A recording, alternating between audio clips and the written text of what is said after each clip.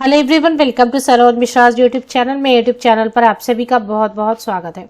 लोक सेवा आयोग की तरफ से भर्ती विज्ञापन जारी किया गया। असिस्टेंट प्रोफेसर की पोस्ट है। 1200 से ज्यादा परमानेंट पोस्ट है। 1210 टोटल वैकेंसीज हैं जो कि फिल की जाएंगी पब्लिक सर्विस कमीशन की तरफ से। एडवर्टीजमेंट ऑलरेडी रिलीज कर दी गई है। ऑनलाइन एप्लीकेशन पोर्टल भी जारी हो चुके हैं, अप्लाई कर सकते हैं। अच्छी अपॉर्चुनिटी रहेगी क्योंकि 1200 वैकेंसीज तो आती नहीं है असिस्टेंट प्रोफेसर की एक साथ। तो इस बार जो असिस्टेंट प्रोफेसर की एक साथ जो है वैकेंसीज काफी देखने को आपको मिल रही है। बाकी डिटेल हम आगे वीडियो में चेक करेंगे। बाकी डिटेल का मतलब है हाइलाइट्स जो है विज्ञापन के, जैसे कि कौन कौन से सब्जेक्ट हैं जिनमें वैकेंसीज आई है, लास्ट डेट क्या है, क्वालिफिकेशन क्या है और इसी तरीके की चीजें। यहाँ पर मैं बता दूं कि लोक सेवा आयोग जब भी विज्ञापन जारी करती है असिस्टेंट प्रोफेसर के लिए तो ये गवर्नमेंट जॉब होता है, सरकारी नौकरी होगी।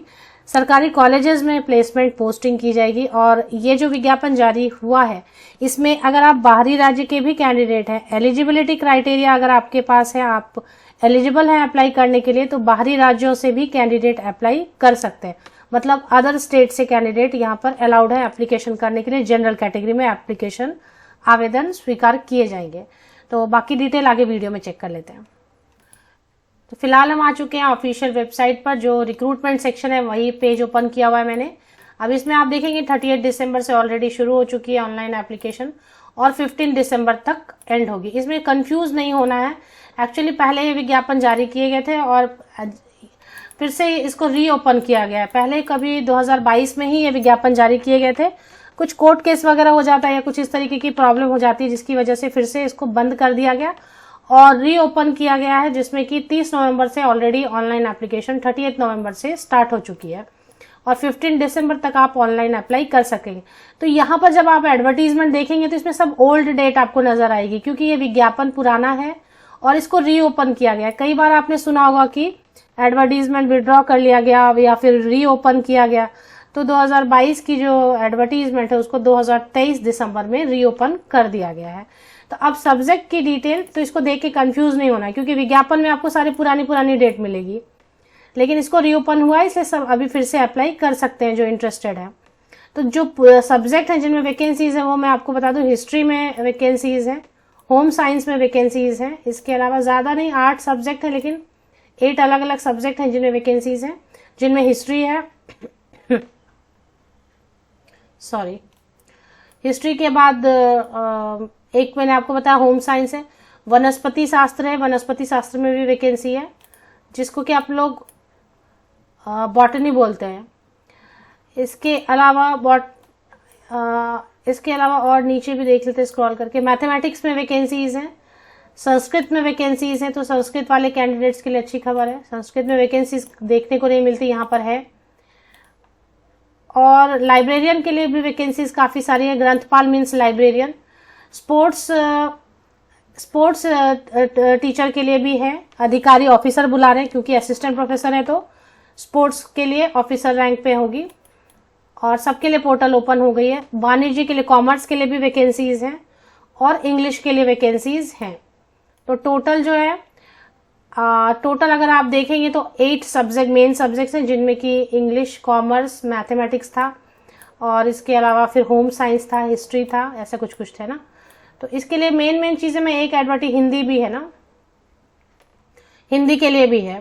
हिंदी शायद मैंने पहले मिस कर दिया, हिंदी के लिए भी है या पहले मैंने बताया। तो हिंदी के लिए है, हिस्ट्री के लिए भी है और गृह विज्ञान के लिए है। हिस्ट्री मैंने कवर किया था शायद या नहीं किया था, मिस हो गया था। तो हिस्ट्री के लिए भी है, गृह विज्ञान होम साइंस के लिए, वनस्पति शास्त्र के लिए, मैथमेटिक्स के लिए, संस्कृत के लिए है, लाइब्रेरियन के लिए है, स्पोर्ट्स ऑफिसर, कॉमर्स के लिए एंड इंग्लिश के लिए। आई होप कुछ मिस नहीं हुआ है। और इसके असिस्टेंट प्रोफेसर की इतनी है, बाकी जो है ना कुछ और वैकेंसीज भी दी हुई हैं, वो देख लेना है आपको, तो देख लें आप। अब इसमें एक कोई एडवर्टीजमेंट में ओपन कर देते जिससे क्वालिफिकेशन की डिटेल आपको समझ में आ जाएगी।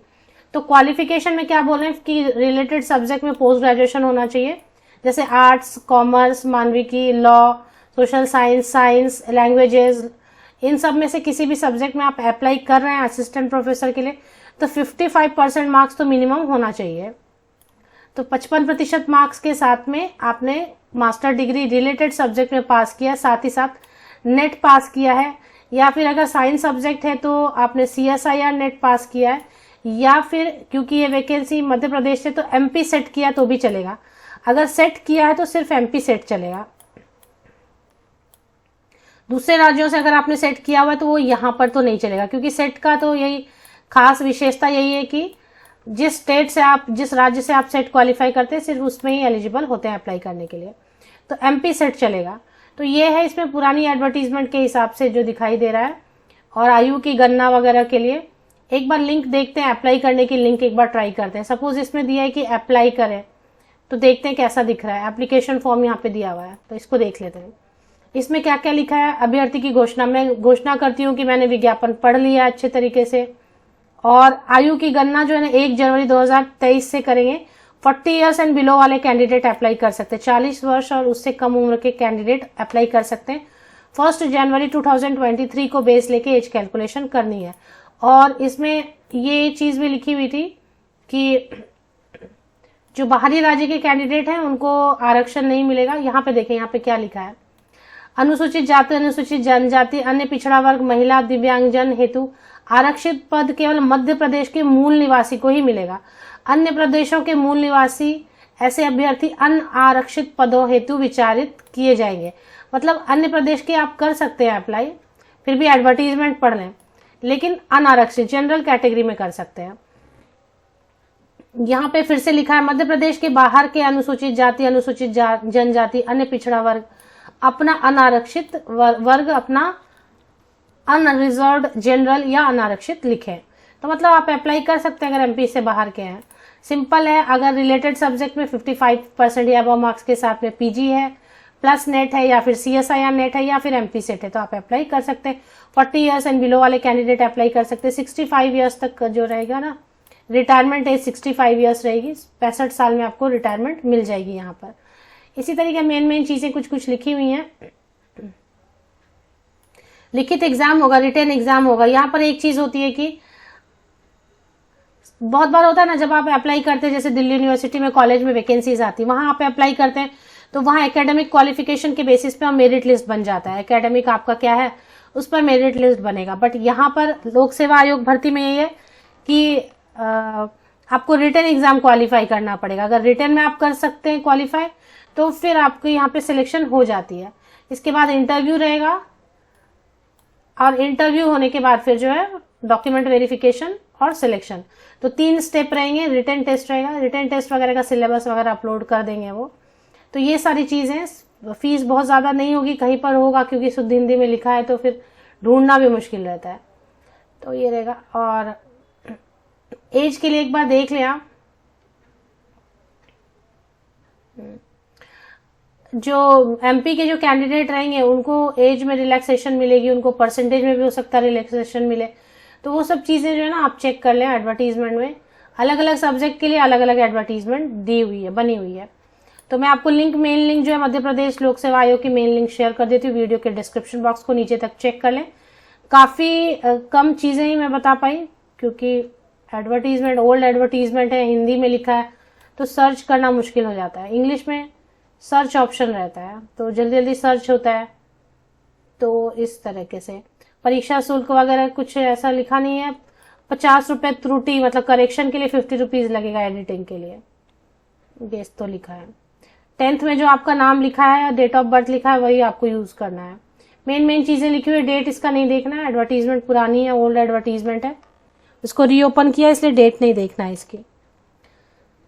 बाकी लिंक मैं आपको Madhya Pradesh public service commission की लिंक, ऑफिशियल वेबसाइट की लिंक मेरे इसी यूट्यूब वीडियो के डिस्क्रिप्शन बॉक्स को आप चेक करें, लिंक मिल जाएगी।